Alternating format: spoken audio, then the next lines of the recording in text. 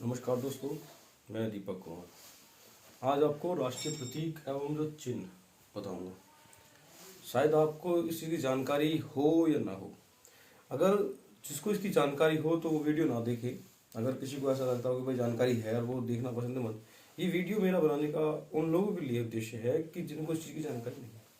सबसे पहले मेरा एक टॉपिक है कि राष्ट्रीय ध्वज। राष्ट्रीय ध्वज हमारा राष्ट्रीय ध्वज, बात करते हैं कि भाई हमारा राष्ट्रीय ध्वज झंडा कैसा है, कैसा दिखता है, क्या क्या है, कब कितना झुकाया जाता है, उस चीज़ की सभी अभी चर्चा करेंगे। और ये हमारे जो संविधान है उसमें कब अपनाया गया, ये चीज़ बात करते हैं। सबसे पहले देखो कि ये हमारा ये हमने अपना एक तिरंगा बना दिया है। ठीक है दोस्तों,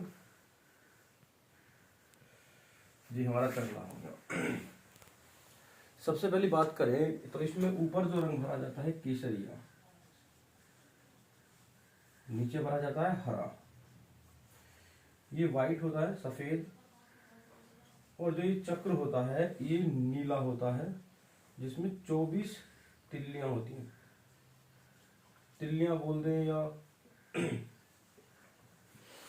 24 तिल्लियां होती हैं। चक्र होता है नीला। इसका जो लंबाई चौड़ाई जो है वो ध्यान रखनी है। इसकी जो लंबाई है ये इसे लंबाई बोलते हैं और इसे बोलते हैं चौड़ाई, मतलब कि यहाँ तक की जो चौड़ाई है। तो इसकी लंबाई है 3 और चौड़ाई है 2 के अनुपात में। क्लियर हो रही बात यहाँ तक? भाई अपना राष्ट्रीय ध्वज ही पता होना चाहिए। इसे जो अपनाया गया था भाई 22 जुलाई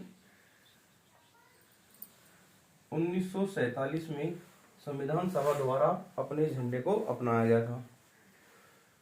उसके बाद दोस्तों इसमें एक खास बात यह है, जैसे कि अब हमारे यहाँ 15 अगस्त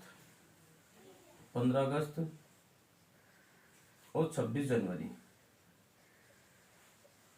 15 अगस्त और 26 जनवरी दोनों ही दिन मतलब हमारा जो झंडा है वो फहराया जाता है, ध्वजारोपण होता है। इसमें अंतर क्या है, मैं आज आपको वो क्लियर करूंगा कि इसमें अंतर क्या है, कि 15 अगस्त और 26 जनवरी में अंतर क्या है।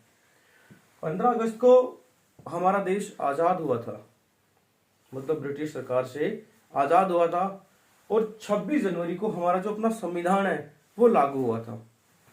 तो देखो इसमें झंडा फहराने के मतलब कि क्या अंतर है, मैं बताऊं तुमको क्या अंतर है। 15 अगस्त को पीएम मतलब कि प्रधानमंत्री जो हमारा जो राष्ट्रीय ध्वज है उसका ध्वजारोहण करेगा। मतलब कि ध्वजारोहण का मतलब होता है कि झंडे को यहीं से बांधा जाएगा, यहां से, और रस्सी के बल से खींचा जाएगा, और ये लाल किले पर होगा। 15 अगस्त को हमारा राष्ट्रीय ध्वजारोहण होता है, ध्वजारोहण। ठीक है दोस्तों, और पीएम द्वारा होता है, मतलब कि प्रधानमंत्री द्वारा फहराया जाता है ये। और ये मतलब एक जब भी 15 अगस्त की बात चल रही है तो हमने ब्रिटिश का जो ब्रिटेन है उसका तिरंगा मतलब उसका झंडा उतारा था और अपना चढ़ाया था। तो जो नीचे से जो चढ़ाते हैं उसे कहते हैं ध्वजारोहण। तो ध्वजारोहण ऊपर हो गया हमारा, और ये लाल किले पर होता है। लाल किले पर मतलब लाल किले पर फहराया जाता है। ठीक है दोस्तों, अब बात करें 26 जनवरी को। इस दिन हमारा संविधान जो पूर्ण रूप से लागू हो गया था पूरे भारत पर। अब यहाँ जो 26 जनवरी को हमारे राष्ट्रपति जो होते हैं, राष्ट्रपति यहाँ झंडे को फहराते हैं। ये राजपथ पर, कहाँ फहराते हैं? राजपथ पर। और दोस्तों इसमें खासियत बात है कि जो 26 जनवरी को जो हम अपने तिरंगे को फहराते हैं तो उसमें पुष्प बांधकर ऊपर ही बस उसे रस्सी के द्वारा खोलाया जाता है। अगर बात करें मोटी मोटी तो 15 अगस्त को हम बोलते हैं राष्ट्र की ध्वजारोहण, और जो 26 जनवरी कहते हैं कि झंडा फहराना। ये अंतर है। और ये 15 अगस्त को प्रधानमंत्री और 26 जनवरी को राष्ट्रपति। ठीक है दोस्तों, इतनी तो और एक और बात, 2002 से पहले आम आदमी को इन दो अवसर के अलावा, मतलब कि 15 अगस्त और 26 जनवरी के अलावा तिरंगा फहराने की अनुमति नहीं थी। 2002 के बाद 2002 के बाद 26 जनवरी को संशोधन किया गया। उसके बाद अब आम आदमी कभी भी तिरंगा फहरा सकता है। ठीक है दोस्तों, इसमें और कोई ऐसा टॉपिक अभी कोई रहा नहीं है। अब चलते हैं नेक्स्ट, इसे रफ कर देते हैं। नेक्स्ट चलते हैं, अब बात करते हैं राज चिन्ह। राज चिन्ह क्या है? तो सबसे पहले तो ये सारनाथ में स्थित है, सारनाथ में स्थित है। ये अशोक का सिंह स्तंभ, अशोक का सिंह स्तंभ। इसमें क्या है दोस्तों कि इसमें कुछ इस टाइप की आकृति बनी होती है, इस टाइप की आकृति बनी होती है। मतलब कि इसमें देखने में तो ऐसा लगेगा कि इसमें 3 शेर हैं, लेकिन जो अशोक का ये सिंह स्तंभ है इसमें 4 सिंह होते हैं, मतलब 4 शेर होते हैं। अगर पूछा जाए कि आपका जो राज्य चिन्ह है उसमें कितने शेर होते हैं, तो आपको याद रखना है 4 होते हैं। देखने में 3 लगते हैं लेकिन होते 4, क्योंकि चारों दिशाओं की तरफ इनका मुंह होता है। कहाँ स्थित है? ये सारनाथ में। ठीक है। अच्छा, इसमें एक शब्द है सत्य जयते। ये जो सत्य जयते है दोस्तों, ये मुंडकोपनिषद से लिया गया है, मुंडकोपनिषद से लिया गया है। और ये देवनागरी लिपि में लिपिबद्ध है, मतलब कि लिखा गया है। ठीक है दोस्तों, और इसे 26 जनवरी 1950 को संविधान सभा द्वारा अपनाया गया है। नेक्स्ट चलते हैं दोस्तों, राष्ट्रीय गान वे गीत। ठीक है दोस्तों, सबसे पहले बता दूं, जो राष्ट्रीय गान है हमारा 52 सेकंड का होता है और गीत 65 सेकंड का लगभग। ठीक है दोस्तों, 2 चीज याद रखना कि भाई राष्ट्रीय गान को गाने का जो समय है 52 सेकंड है और राष्ट्रीय गीत को 65 सेकंड का है। उसके बाद अच्छा, राष्ट्रीय गान के अगर जिसको नहीं पता, मैं उसके लिए लिख रहा हूं, जिसे पता है वो इसे स्क्रिप्ट करके आगे चला जाना। देखना, तो हमारा है जन गण मन, ये लाइन है पहली। और राष्ट्रीय गीत क्या है हमारा? वंदे मातरम। ठीक है दोस्तों।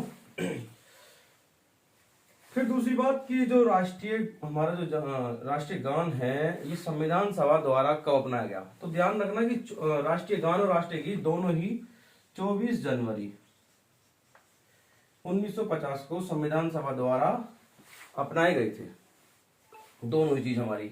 अच्छा, राष्ट्रीय गान सबसे पहले कब गाया गया? तो ये बात है 27 दिसंबर 1911 में गाया गया था। और ये कांग्रेस का, मतलब कि कांग्रेस का अधिवेशन चल रहा था। अधिवेशन कहां पर चल रहा था? ये कलकत्ता में, कलकत्ता में।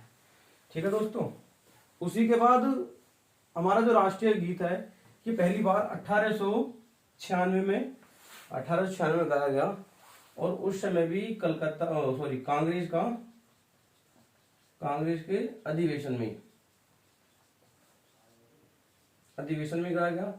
अब ये अधिवेशन कहाँ चल रहा था? ये भी कलकत्ता में था। ठीक है दोस्तों, तो राष्ट्रीय जो गीत होता है इसका गाने की अवधि 65 सेकंड है लगभग।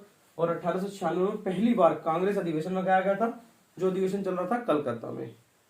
हालांकि दोस्तों क्वेश्चन इससे और भी बन सकता है कि उस समय भाई पीएम पूछ ले, या जो भी, मतलब यहाँ से क्वेश्चन बन सकते हैं, वो पूछ सकता है यहाँ से। तो आप अपना दिमाग लगे और क्वेश्चन जो बना सकते हो बना लेना। सबसे पहले 1896 में कांग्रेस के अधिवेशन में कलकत्ता में।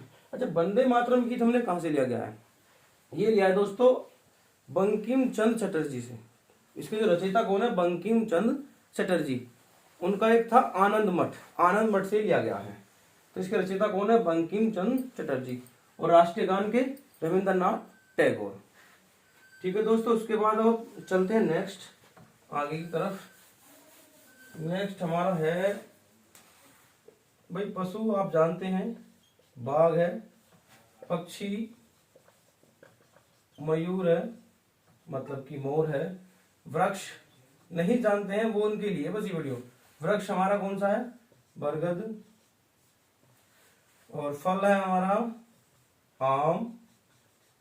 और ये हमारा जो पंचांग है ये हमारा है शक संवत।